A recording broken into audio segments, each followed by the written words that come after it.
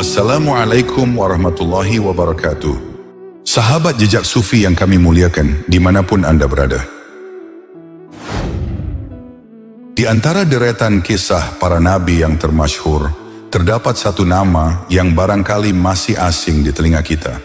Nabi Hanzalah. Meski namanya tak disebutkan secara langsung dalam Al-Quran, jejak dakwah dan perjuangannya tetap abadi dalam lembar sejarah umat manusia. Nama lengkapnya adalah Hanzalah bin Safwan, seorang nabi dari kalangan Bani Israel, keturunan Yahuda, salah satu putra dari Nabi Yaqub alaihissalam. Sosok mulia ini hidup pada masa Raja Zulkarnain, sebuah zaman yang diselimuti kemegahan, kekuasaan, dan kejayaan Islam. Namun di balik kejayaan itu, terdapat suatu kaum yang menyimpang dari ajaran Tauhid, yaitu kaum Ashabur Ras. Mereka tak lagi mengenal Tuhannya, tak lagi menyembah kepada Allah. Sebaliknya, mereka menyembah pohon sanobar yang tinggi menjulang, pohon yang mereka anggap suci, tempat bergantung harapan dan tempat memohon pertolongan. Dalam kekeliruan itu, mereka melupakan Sang Pencipta langit dan bumi. Disebut sebagai Ashabur Ras karena mereka adalah penduduk kota yang bernama Ras, sebuah kota yang subur di wilayah Hadramaut, dengan tanah yang menghampar hijau, sungai yang mengalir deras, dan udara yang sejuk. Namun keindahan alam itu tidak sebanding dengan keadaan hati mereka. Dalam dada mereka tak ada ruang untuk iman.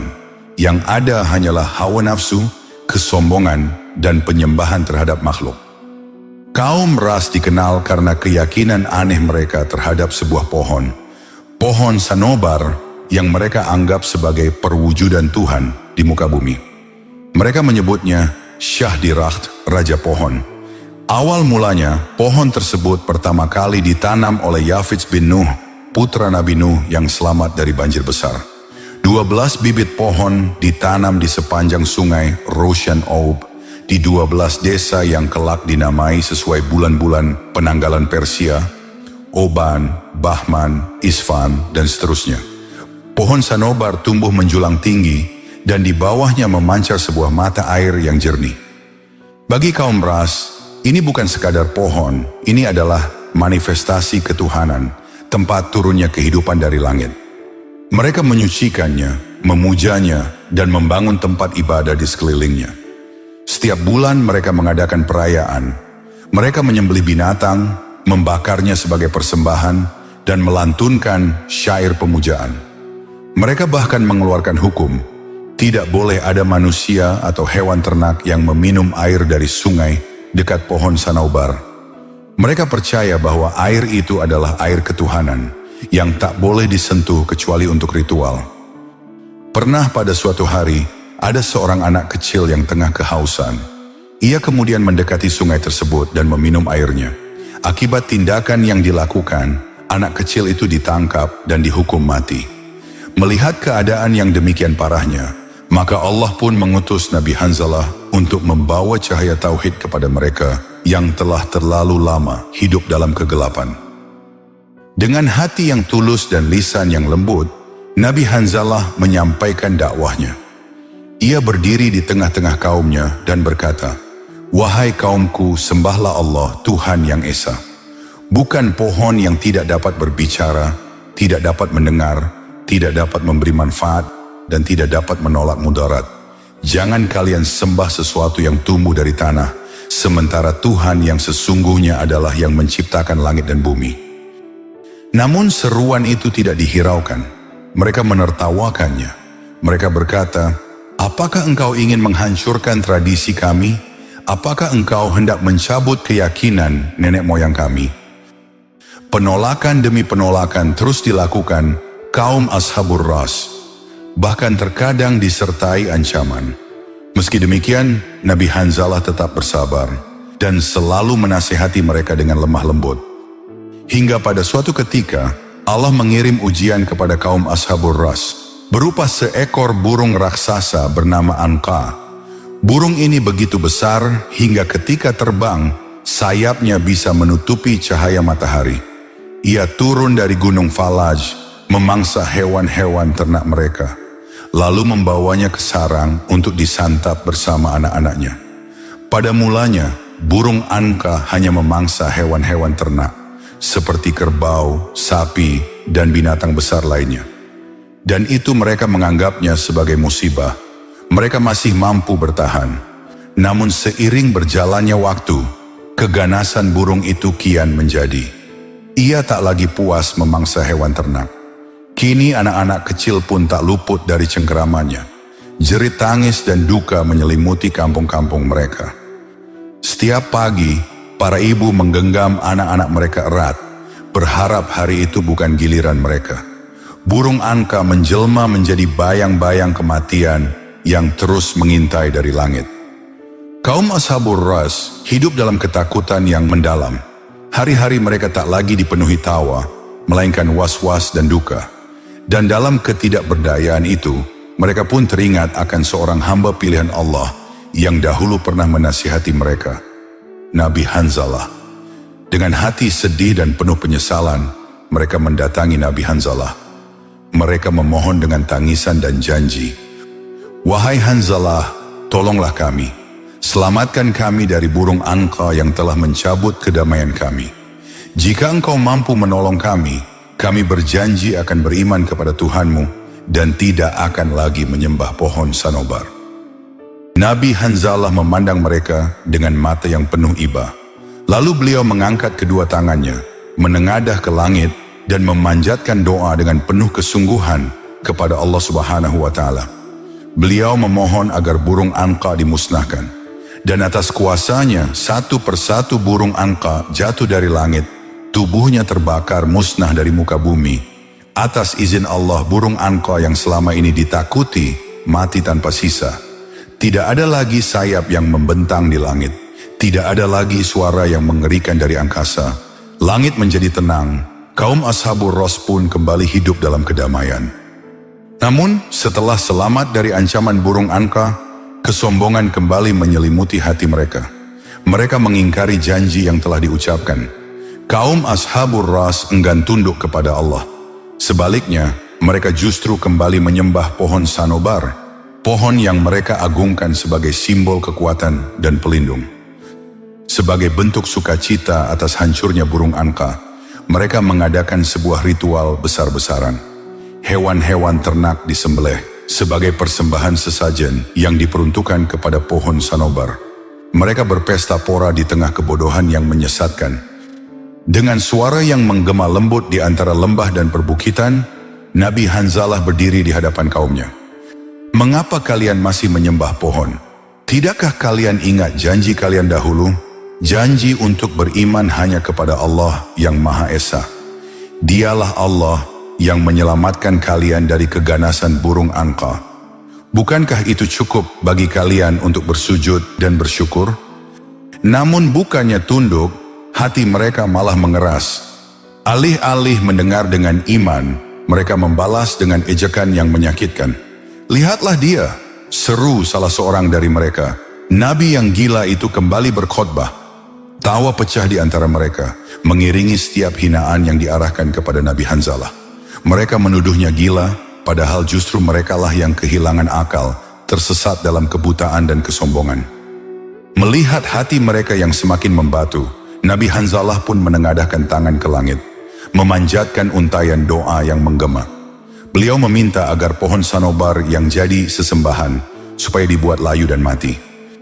"Ya Allah, Engkau yang memiliki kuasa atas langit dan bumi, tunjukkanlah kepada mereka bahwa yang mereka sembah adalah sesuatu yang lemah dan tak berdaya. Lalu, dengan izin Allah, terjadilah sesuatu yang menggetarkan bumi dan membungkam angkuhnya sifat mereka."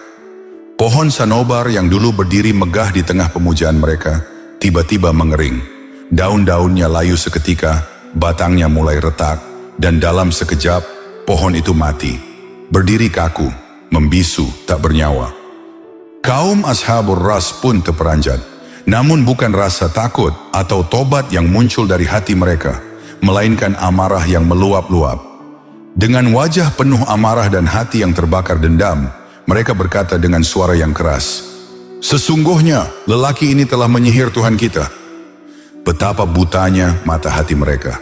Ketika kebenaran berdiri di hadapannya, mereka justru memilih mempertahankan kesesatan dengan segala keangkuhannya.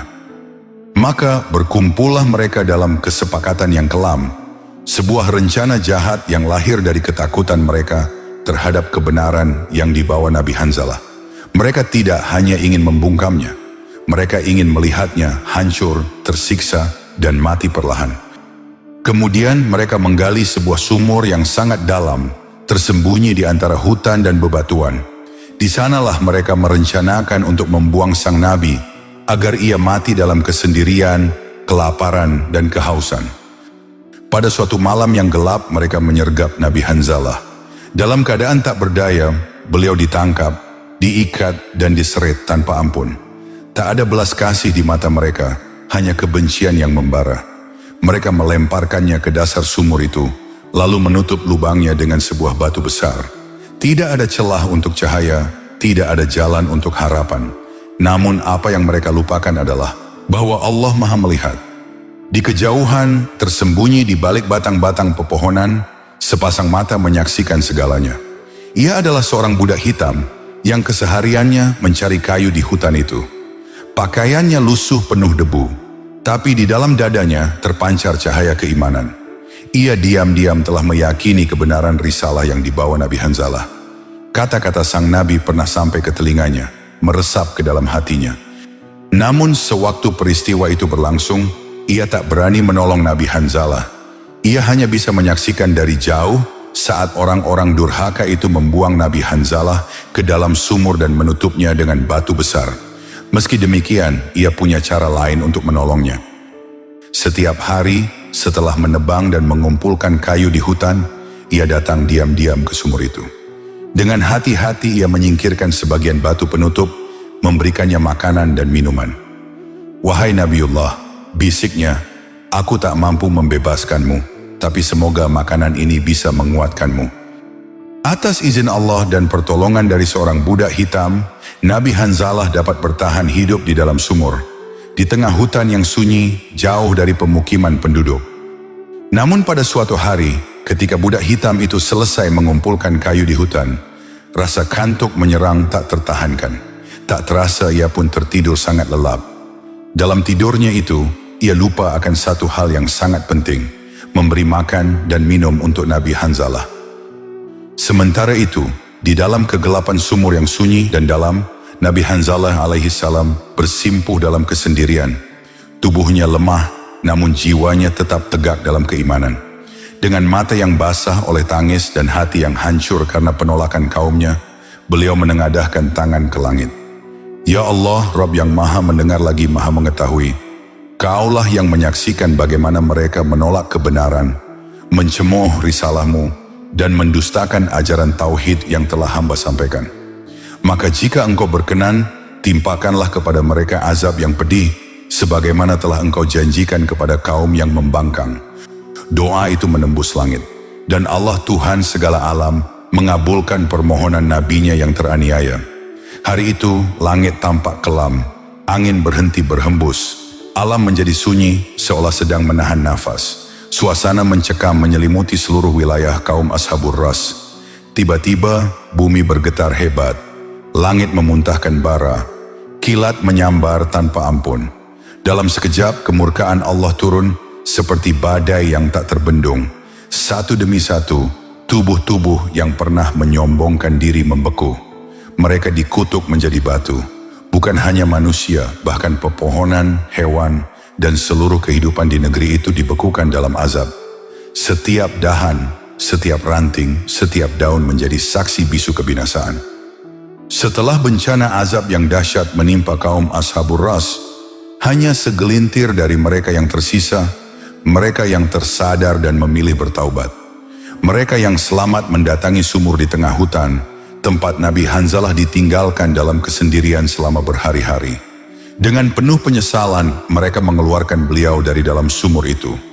Air mata mereka jatuh, seraya memohon ampun atas dosa-dosa masa lalu, dan dengan tulus ikhlas mereka mengikrarkan keimanan kepada Allah sebagai Tuhan mereka. Setelah bebas, Nabi Hanzalah segera menanyakan tentang budak hitam yang setiap hari mengantarkan makanan dan minuman untuknya. Namun tak seorang pun dari kaum itu mengenalnya. Tak ada satu pun yang tahu siapa dia atau dari mana asalnya. Nabi Hanzalah pun menjadi penasaran. Ia mencoba mencari tahu, menelusuri jejak, dan bertanya kepada siapa saja yang mungkin tahu. Namun hingga akhir hayatnya, beliau tidak pernah berhasil menemui budak tersebut. Ternyata budak hitam itu, atas izin Allah, telah tertidur selama 14 tahun di suatu tempat yang tersembunyi. Ketika ia terbangun, ia mengira hanya tertidur setengah hari. Tanpa membuang waktu, ia segera membawa makanan dan air seperti biasa dan bergegas menuju sumur untuk memberikannya kepada Nabi Hanzalah. Namun alangkah terkejutnya ia ketika mendapati sumur itu kosong. Dengan hati yang gemetar, ia bergegas menuju perkampungan terdekat. Ia bertanya kepada orang-orang tentang nasib Nabi Hanzalah. Orang-orang menyambutnya dengan penuh hormat dan menjelaskan bahwa Nabi Hanzalah telah lama wafat. Mereka bukan lagi kaum yang durhaka. Kaum lama itu telah dibinasakan oleh azab Allah dan berubah menjadi batu. Yang ada sekarang adalah generasi baru. Orang-orang beriman yang telah mengambil pelajaran dari masa lalu. Budak hitam itu terdiam. Air matanya menetes. Ia tidak sempat menemui Nabi Hanzalah untuk terakhir kalinya. Tapi di hatinya ia tahu bahwa perjuangan dan pengorbanannya tidak sia-sia. Sebab hidayah telah menyinari bumi yang dulu diliputi kegelapan. Demikianlah kisah Nabi Hanzalah yang syarat dengan hikmah dan perjuangannya dalam mendakwahkan ajaran tauhid di tengah-tengah kaum Ashabul Ras. Kisah ini terdapat dalam kitab Qasas Al-Anbiya, karya Ibnu Katsir. Akhirul kata, wallahu a'lam bisyawab. Sampai di sini dulu perjumpaan kita kali ini. Semoga bermanfaat. Wassalamualaikum warahmatullahi wabarakatuh.